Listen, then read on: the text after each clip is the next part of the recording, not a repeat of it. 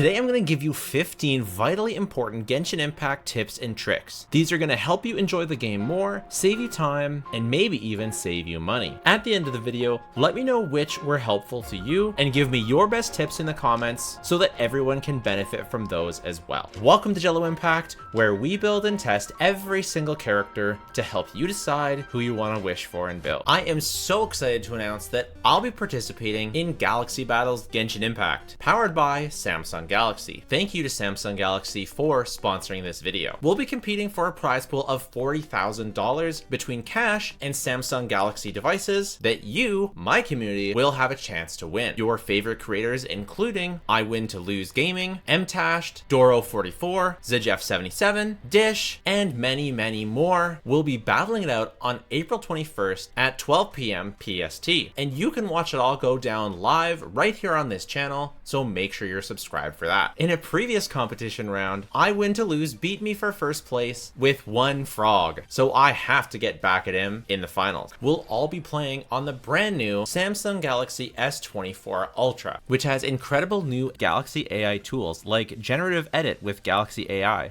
which allows you to move or remove objects just like this and more directly within your photo. It also features this stunning QHD Plus screen and the Snapdragon 8 Gen 3 processor for Galaxy. I've also turned on the game booster mode to performance so that I can get a jump on the competition. Once again, we'll all be competing live using this device on April 21st, 12 p.m. Pacific Standard Time. So make sure to join us there and check out the new Samsung Galaxy S24 Ultra so that you can game like the pros.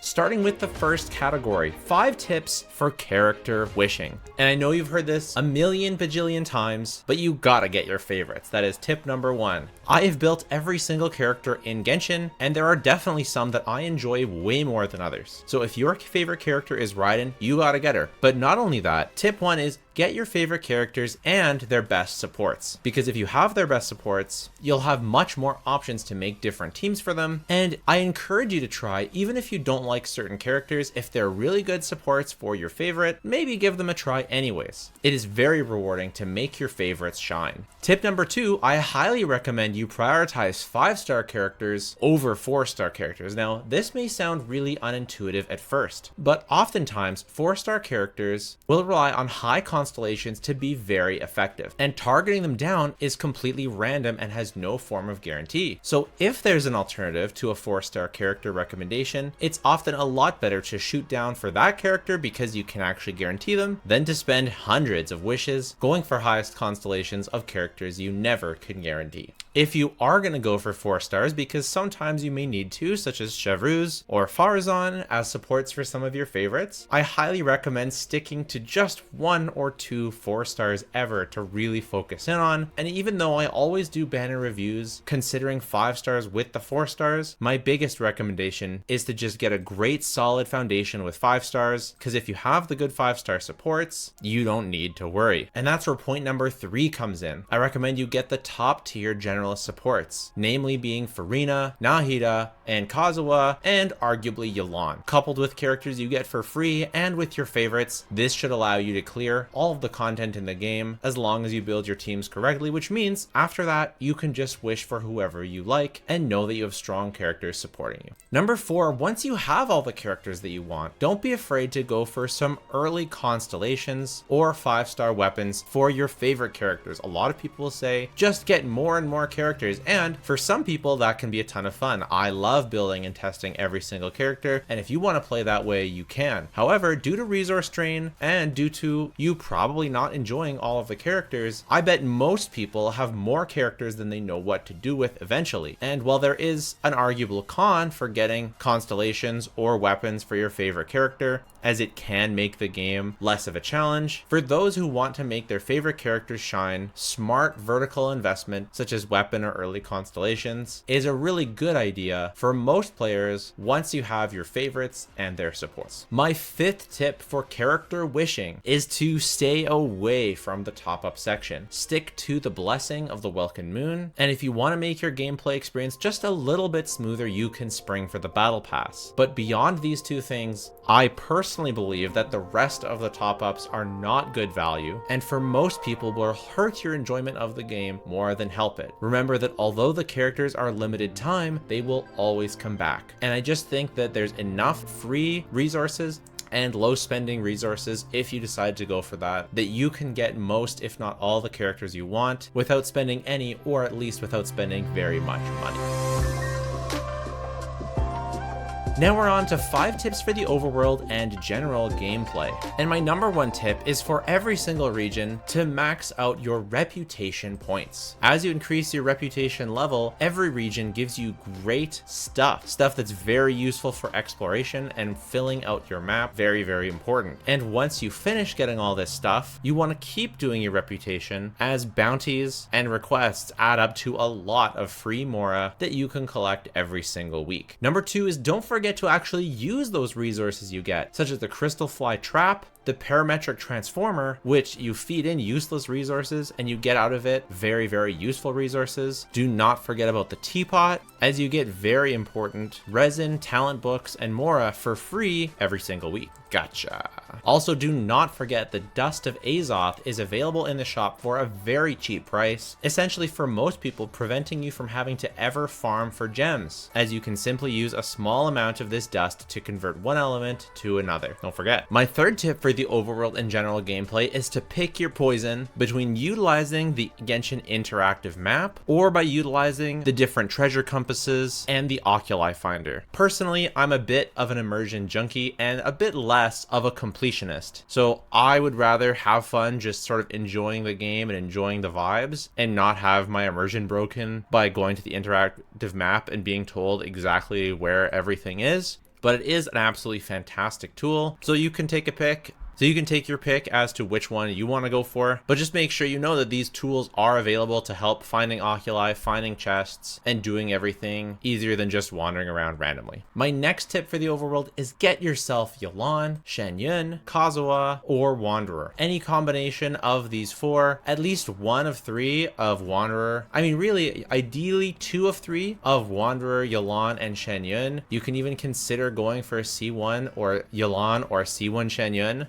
just because these characters make exploration so much easier and so much more fun. With C1 Yelan and C1 Shen-Yun, I essentially never have to run normally ever. I can always have one of these characters available. If I was to pick one, I think that I would actually choose Shen-Yun, as Yelan will often get stuck on rocks and whereas Shen-Yun can simply jump over them, and she also doubles as a vertical exploration character. So if I were to choose one out of all 4 of these characters to get, I would get Shen-Yun C1 as the MVP for overworld exploration, although I know some people die and swear that Wanderer is the best, as he also has vertical and horizontal, but I feel like these characters offer a little bit more. Maybe it's because I have C1. And also, I highly recommend Kazuha, because as you defeat enemies, the drops actually group up, and so you can collect them without having to run all over the place. In addition, his vertical is pretty darn good, and he never leaves my overworld team for that reason.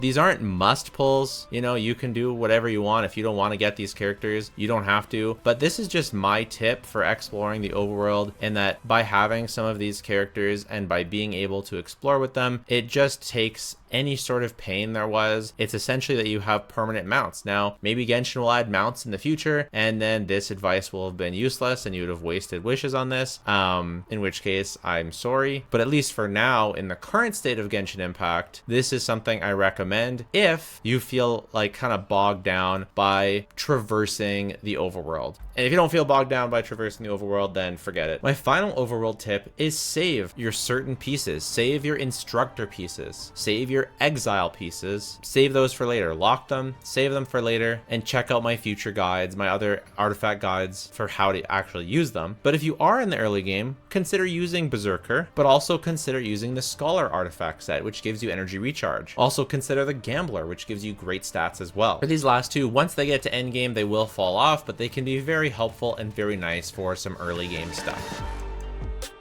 Moving on to 5 tips for Genshin team building. Number 1, build 2 to 4 of your favorite teams based on those favorite characters that you got and those best supports that you got to support them. Out of these 2 to 4 teams, I recommend zeroing in on a couple things. And this is tip 2.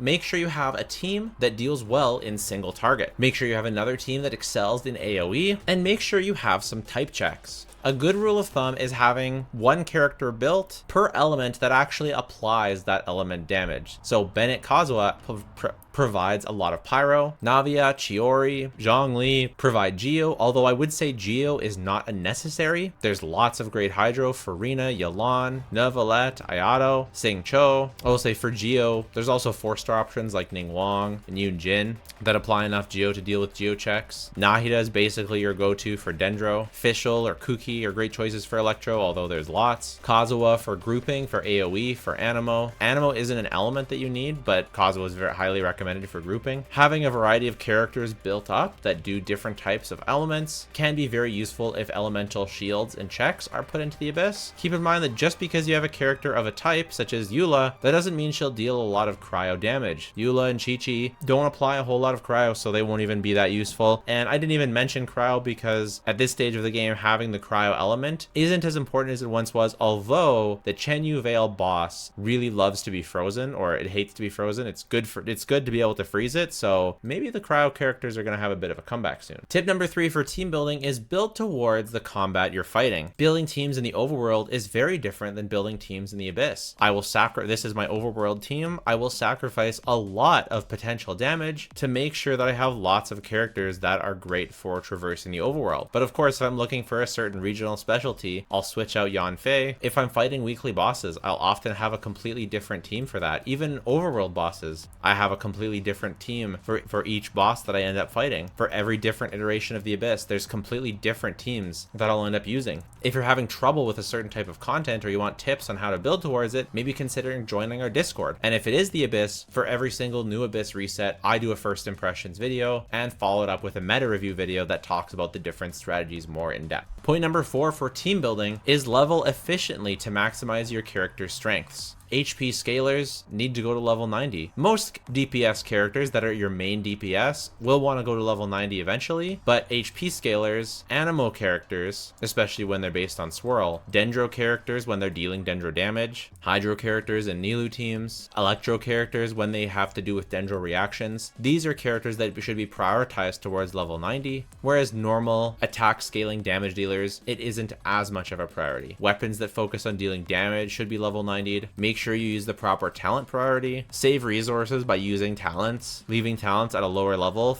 when talents don't matter as much. Same with weapon levels that don't matter as much. Sometimes you can get away with less resource spend. And I highly recommend focusing on one team first, then a second team, then some additional characters to switch those teams up. Don't try and build an absolute ton of characters all at once. That's going to take forever, and you're going to feel like you're progressing very, very slowly. Number 5 is learn artifacts. The general tip is to farm. If you have Farina, the new artifact domain is a great one to farm. The Deepwood Gilded domain is also extremely efficient and often necessary, and Emblem continues to be a very important artifact set to either strongbox or to farm along with Shimenawa, which at least has a good 2-piece. So as a general tip, you want to pick one of those 3 artifact domains and be efficient that way, but it's better to tailor it to your account specifically, and that's why I made a whole artifact guide video that's going to be right here, and really, well, a whole artifact playlist, because artifacts is a big topic. So if you want to start delving into it, check out that video right there, and then check out the next video after that, my artifact secrets, which is even more of a deeper dive on artifacts. Realistically, you also need tips for combat, so this video is going to be very important as well. Make sure you check both of them out when you're ready to take your account to the next level. Let me know if you learned anything. Let me know your biggest tips in the comments. Take care. Bye for now.